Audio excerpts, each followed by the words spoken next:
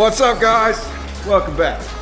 We're here at Bob's Paint Body, and we've got Josh's trailer right now. And guys, these guys, they do not freaking half-ass nothing. It's crazy. Check this out. They've got it all prepped.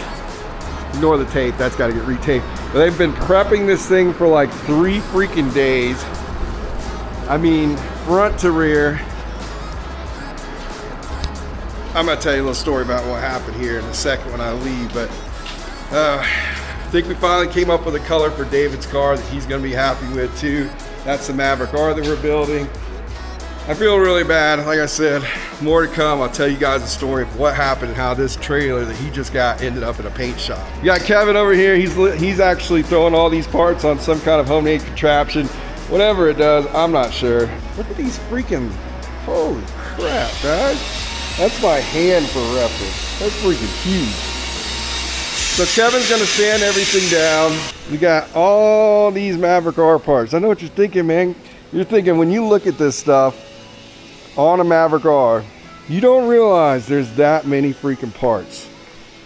You just don't. It's insane to me. So the cool story is that's gonna get painted this week. His car is gonna be ready for takeover. So that's good news. That's a pretty good sander. Clearly he's wearing a mask, so I'm not gonna be in there because I don't want to die, whatever he's sanding off.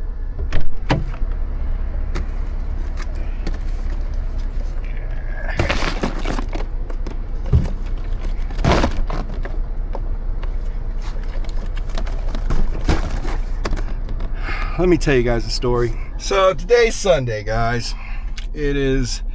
I was gonna go to St. Anthony's this weekend. Got a couple of things I need to finish on my car that I just didn't feel confident in, you know, just taking it up there quite yet.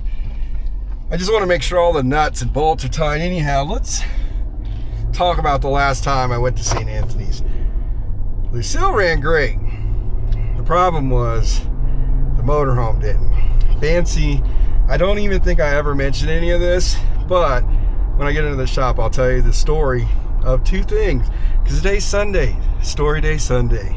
Let me tell you guys a little story time about this trailer. All right, so here's basically what happened. Drop your comments below, and I'll let you know that I'm pushing no blame in any direction personally before I tell you this story, and then you guys can be the judge of it. Went down to St. George, took a look at this really cool stacker for Josh, the guy I'm also building that car for. And the guy was really cool. He had a super nice place, nice cars everywhere. I mean, it's just like, dude's definitely like not hurting financially, or if he is, I'm not aware of it, at least from what I saw. I don't know, or either he's got a lot of debt. Who knows? Who cares? Anyways, I was just like, I typically look at stuff when I'm buying stuff from people of how they take care of everything else they own. And from what I can tell, he took extremely good care of everything he had. So I don't question things as much in that case, but I was just like, okay, here's the deal. Let's take a look at this trailer. It's a stacker. It's an Intech. Intech is kind of like the upper echelon of stacker trailers. You got like ATC, which I think is in that area, and a couple of other small companies that make really awesome stacker trailers. Nonetheless, I go there and I'm looking at it. It looks freaking sick. It's got a grayish silver wrap on it, black wheels. There's a couple little small spots on a little dent in the front cab area. And then it had a couple of dents that were not a big deal. I thought maybe it just kind of hit a tree or hit something and whatever. It wasn't like the end of the world. And there's a couple small spots, but overall it looked pretty good. Well, Josh got the trailer delivered to him, and he was like, man, I really want it to be white and black to match my fifth wheel. Or excuse me, his Super C that he has. Super sick, Super C, tan tag axle, all that good stuff. So I was like, dude, just pull it off. I mean, I'm sure they probably just wrapped it to match their rig or something. Because in my mind, that's what I was thinking. I looked all down the paneling to make sure there wasn't like any dents or whatever. And it looked good with the wrap on it. Well, Josh pulls the wrap on it, and then you can see here, well, it didn't, it had some spots where they had bondoed, and filled in, I guess, a dent or whatever may have been there. And I was like, damn it, man, when he sent me that picture. Because you could not even tell. They did a pretty good job smoothing it out, so you couldn't tell through the wrap at all that that was even there. And he pulls off more, then there's scratches all down the side of it. And then on the other side, there's a whole section there that's all bondoed and filled in. And I'm just like, oh my God. And I feel absolutely terrible, just horrible about it, because I'm the one that went and checked that thing. And apparently one of the jacks was bent. I don't guess you can really see it when it's up, but when it comes down, it looks like it's messed up. And I'm just like, God, dude, like, I do lots of pre-purchase inspections on cars for people. So I can usually see when people are hiding things, but I mean, it's all cosmetic. The trailer pull is great. It's a great trailer still. The belly lift works, all that stuff. It's just the principle, and I feel really freaking bad. So we got our buddies at Bob's Paint and Body, the guys that do all my paint work. I do all the body stuff and pulling it off and reinstalling and everything, but they do all the actual paint work. Well, I called my buddy up, Kevin, and I'm like, guys, I really need y'all to help me out here.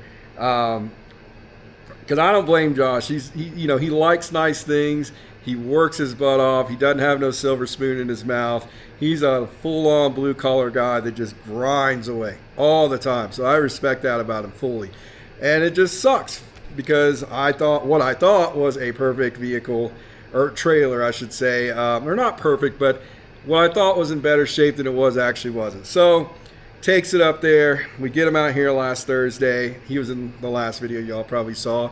And that's why he was here, was to bring that trailer here. And we go to the paint shop, and they immediately go to tear it down. It's a huge job. As you could see earlier in this video, like, they're taking off all the trim, everything. They're going above and beyond, and they're going to make this thing look brand new again, which is awesome. All right, I mean, super cool. Like, very cool of them to be able to squeeze them in like that. They had the whole freaking team working on it. Anyways, the moral of the story is everything that's glittery ain't so gold necessarily. So I learned a lesson there. It's kind of hard when somebody's selling something, and he said it was wrapped before he got it and never thought nothing of it. So that's what he says, and I'd like to believe him. He did make the kind gesture to pay a portion of money towards his paint job. He said he didn't have a clue that that was the case.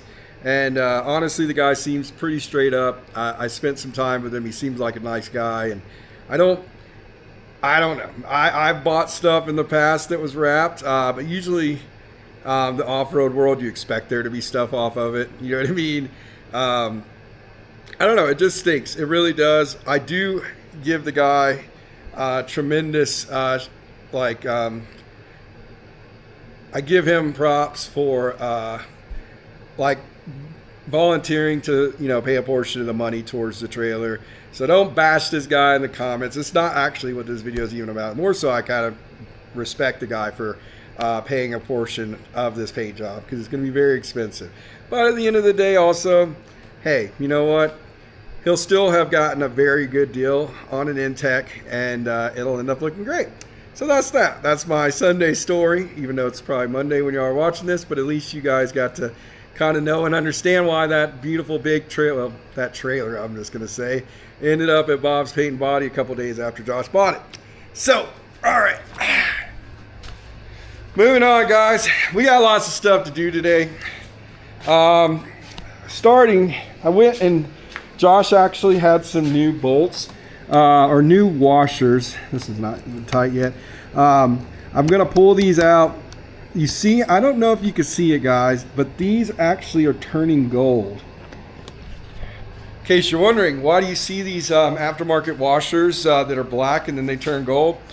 The reason is, at least if they're like stainless steel, which I think those are, or there's some metal, they anodize them. And I think what I figured out is if you get them anodized black, even your whip mounts, look at that as an example. Most whip mounts that are black are actually anodized black. And I may be wrong. Correct me if I'm wrong, guys. It's just something somebody else told me, so it's third-hand knowledge or whatever. But what happens is the sun actually changes the colors of them, which is pretty weird. But nonetheless, so we got to take this piece back off. Oh, I got the gasket. I'm going to take this piece off. I got Courtney coming in here in a second to help me out. And then what I'm going to do is pull this coolant hose. When we were down at St. Anthony's, this coolant hose actually had a tear in it, so we went and bought a new one. So I'm going to pull this coolant hose. We're going to take all of the coolant out of the whole entire system. We're going to replace it with engine ice. I've had good luck with engine ice. This car runs high horsepower numbers, and it did pretty good cooling before something happened. I think honestly it's just got air in the system. So Courtney's going to drain that whole system out. We're going to put new coolant in it and a new coolant hose. I'm going to bust out some of these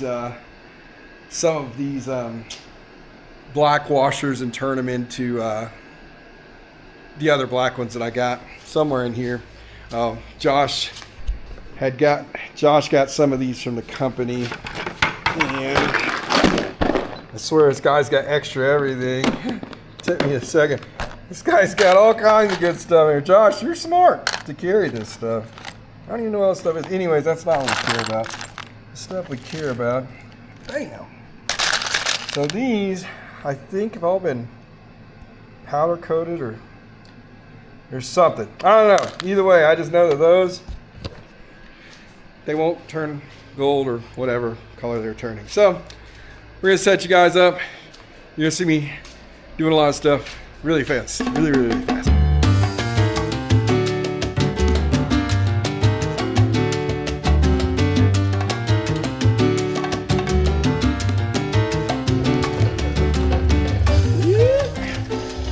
Courtney's made us his own skid plate. His own drain pan. We got to get all this antifreeze out, and I was kind of just like, screw it. And then Courtney's like, I can make it happen, and then he did. Apparently, there's 2 little rubber boots there. We got to get as much of the antifreeze out as we can, and then put in this engine ice. Meanwhile, I hate these things. I freaking hate them, guys. Sorry, I have copyright music in the background. We'll explain more later. Well, now it's the waiting game, guys. Now we got to figure out, I've got multiple methods to do this. I'm going to try the easy way first. If not, I might have to pressurize the system, vacuum it, all that good jazz. Right now we got it running. Just going to have to let her burn for a little while, guys. If you've never done this and you're like, what the heck are you doing, Jonathan? Well, we drained all the old antifreeze out, got engine ice in it now, and we need to empty this catch can. But this is all antifreeze nastiness, but now we got a brand new line on here. Please, let it bubble out. Once the temperature gets to 1, I imagine that the guy who tuned this car set it for like 185 for the fans to kick on. And I don't know if he changed the thermostat out or not. Thermostat should open, I think, if it's a stock thermostat, I want to say it's 210 degrees, but it may be 200. You guys can tell me below whatever it is. I don't remember what it is, honestly. Somewhere around 185 to 200, I'm thinking the thermostat will open. Right now we're at 162.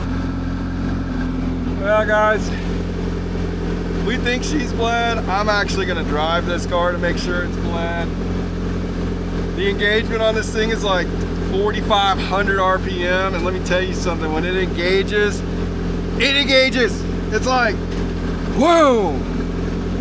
Like, probably okay in the sand, but on concrete where it's sticky, it's like, God, I feel like I'm gonna break an axle. It's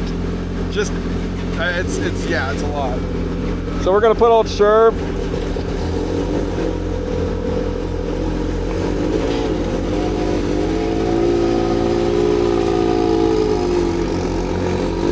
So I got Sherb going inside the shop. I'm gonna do a once over. I'll talk to you guys about that in a second. Because she's gone, guys. It's sad.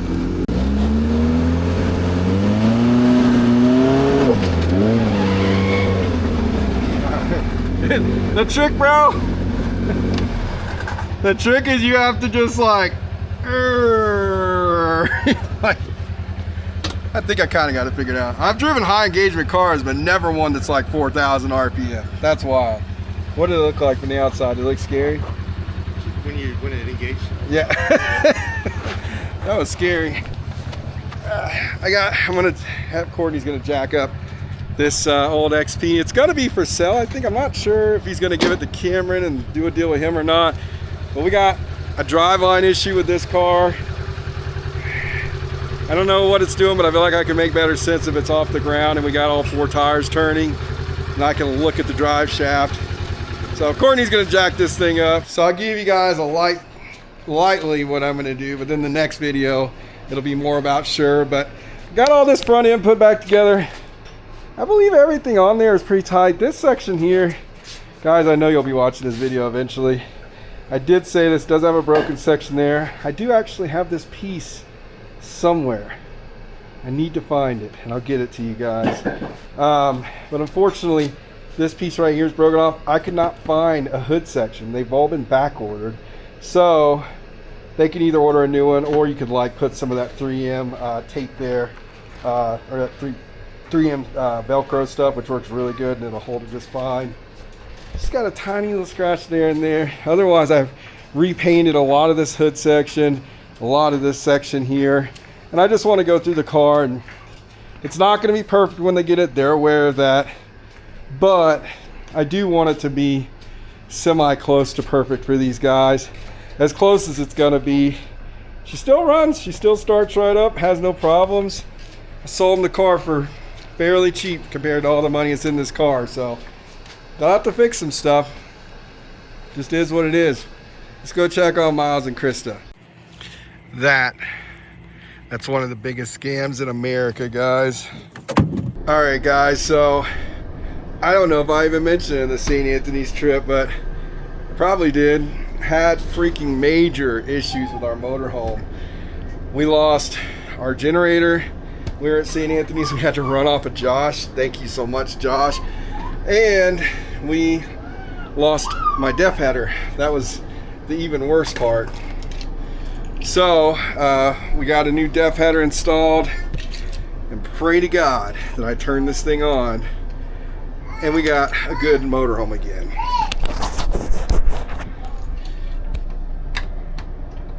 We're gonna cycle the key on.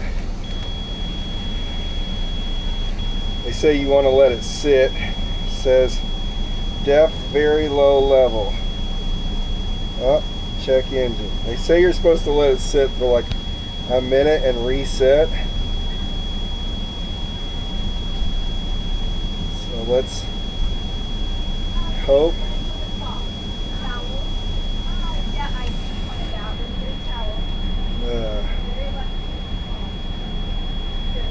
Stop engine. A lot of things going on here. I don't know if you guys can see that.